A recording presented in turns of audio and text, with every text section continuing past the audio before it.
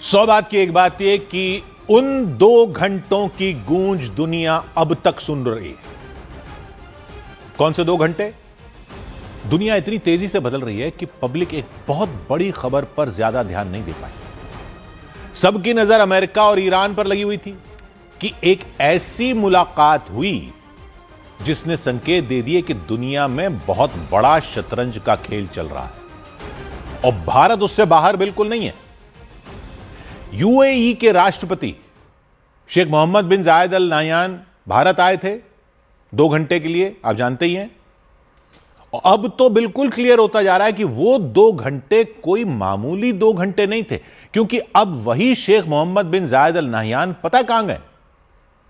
किससे मुलाकात की होने की उनकी खबर पर ध्यान नहीं दिया आपने। वो पहुंच गए मॉस्को। मतलब 19 जनवरी को भारत आए 2 घंटे के लिए। बार बार 2 घंटे इसलिए बोल रहे हैं हम क्योंकि यूएई से भारत आने में प्लेन में ही इससे ज्यादा टाइम लग जाता है। तो 2 घंटे के लिए किसी राष्ट्राध्यक्ष का आना कोई साधारण बात नहीं है। 19 तारीख को आए भारत, 2 घंटे रुके, रक्षा समझौते पर साइन किए भारत के साथ, 20,000 करोड़ डॉलर के व्यापार समझौते हुए, 300 करोड़ डॉलर की एलएनजी डील फाइनल की और चले गए। 2 घंटे बाद चले गए। उसके 5 दिन बाद यूएई ने इस्लामाबाद एयरपोर्ट बनाने का समझौता रद्द कर दिया पाकिस्तान के साथ और उसके बाद पहुंच गए मॉस्को पुतिन से मिलने। आप क्रोनोलॉजी समझिए।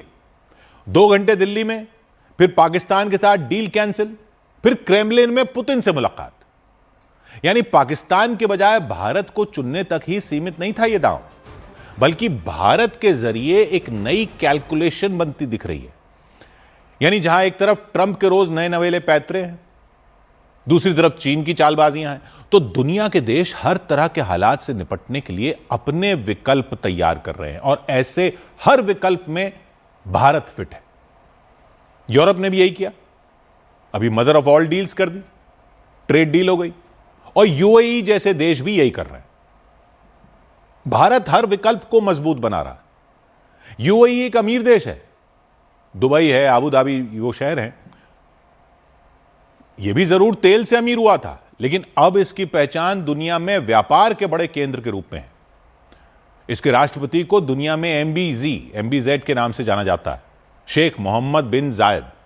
और शेख मोहम्मद बिन जायद को दुनिया के देशों के बीच जो शतरंज की तरह चालें चली जाती है ना, उस शतरंज के ये बहुत माहिर खिलाड़ी माने जाते हैं।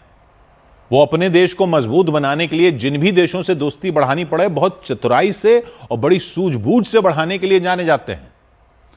ईरान के खिलाफ वो सऊदी अरब के साथ खड़े थे, लेकिन यमन को लेकर सऊदी अरब और यूएई में दरार बढ़ी और सऊदी अरब के समर्थन वाले गुटों ने यूएई पर दबाव बनाया तो उन्होंने यमन से अपनी सेना वापस बुला ली। यूएई की सेना वहां सरकार को सऊदी अरब के साथ मिलकर हूथी विद्रोहियों के खिलाफ लड़ने में मदद कर रही थी। हूथी विद्रोहियों को ईरान मदद करता है, तो हूथी विद्रोहियों के खिलाफ तो सऊदी अरब और यूएई साथ साथ थे, लेकिन यमन को एक रखना है या दक्षिणी यमन को अलग करना है, इस पर दोनों में तकरार हो गई।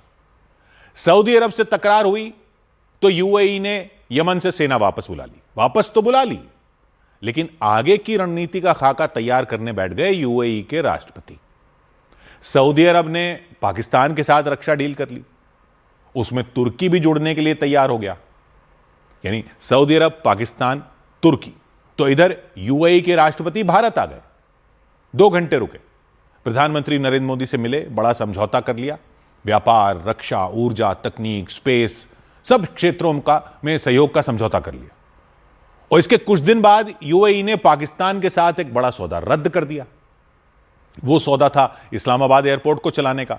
पिछले साल से बात चल रही थी, बता रहे हैं, लेकिन यूएई पीछे हट गया। हालांकि पाकिस्तान कहता है कि कोई सौदा साइन ही नहीं हुआ था, लेकिन बातचीत तो चल रही थी और यूएई पीछे हट गया। साफ है कि यह पाकिस्तान को बड़ा झटका है। फिर यूएई ने ट्रंप से कह दिया कि ईरान पर अगर उनको हमला करना है तो यूएई की जमीन से नहीं करने देंगे। यूएई में अमेरिका के अड्डे हैं, लेकिन यूएई से ईरान पर हमला वो नहीं करने देंगे। वो अड्डे ईरान पर हमला करने के लिए नहीं है। यानी पहले जिस ईरान के खिलाफ यूएई सऊदी अरब के साथ था, उस ईरान के खिलाफ जब अमेरिका ने हुंकार भरी तो यूएई ने मना कर दिया। ईरान शिया देश है, शिया देशों का ही नहीं बल्कि सभी इस्लामी देशों के लीडर के रूप में खुद को देखता है वो ईरान। और सऊदी अरब सुन्नी है, और सुन्नी देशों ही नहीं, वो सभी इस्लामी देशों के लीडर में वो भी खुद को देखता है। तो इधर ईरान, उधर सऊदी अरब का धड़ा है इस्लामी देशों में। यूएई भी सुन्नी है। लेकिन जब अमेरिका के हमला करने की बात आई तो शिया सुन्नी भूलकर ट्रंप को कह दिया कि हमारे यहां से कोई हमला नहीं होगा ईरान पर। अब यूएई के राष्ट्रपति रूस चले गए। रूस और चीन युद्धाभ्यास करने जा रहे हैं ईरान के पास समंदर में, ईरान के साथ। और यूएई के राष्ट्रपति रूस चले गए, वहां उन्होंने पुतिन से ईरान की स्थिति और यूक्रेन युद्ध पर बात की। अब इसमें यूक्रेन युद्ध की बात है कि यूएई यूक्रेन और रूस के बीच मध्यस्थता करवाने में भी मदद कर रहा है। यूएई के अबू धाबी में ही तो रूस, यूक्रेन और अमेरिका की बातचीत हुई थी। यानी ये सारा जो घटनाक्रम हुआ है उसका मतलब समझ रहे हैं आप? दुनिया के इस हिस्से में दो गुट बन रहे हैं। एक तो पूरी दुनिया में पहले दो गुट थे, अब ये हिस्सों में भी गुट बन रहे हैं। एक तरफ भारत, यूएई जैसे देश हैं, दूसरी तरफ पाकिस्तान, सऊदी अरब और तुर्की का गुट है। पाकिस्तान से दूर होकर यूएई सऊदी अरब से अलग रास्ता चुन चुका है।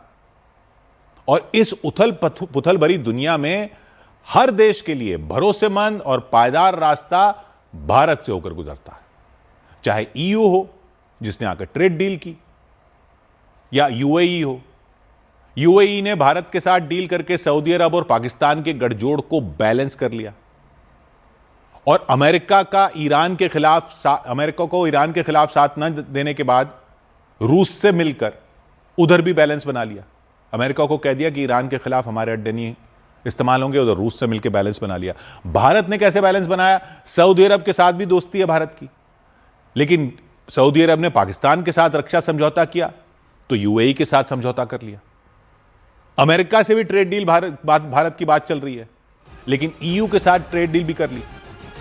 रूस के साथ सीधे भी रिश्ते हैं, लेकिन उधर ईयू के साथ डील की तो अब ये यूएई वाले रास्ते से भी मॉस्को के साथ लिंक जुड़ गया।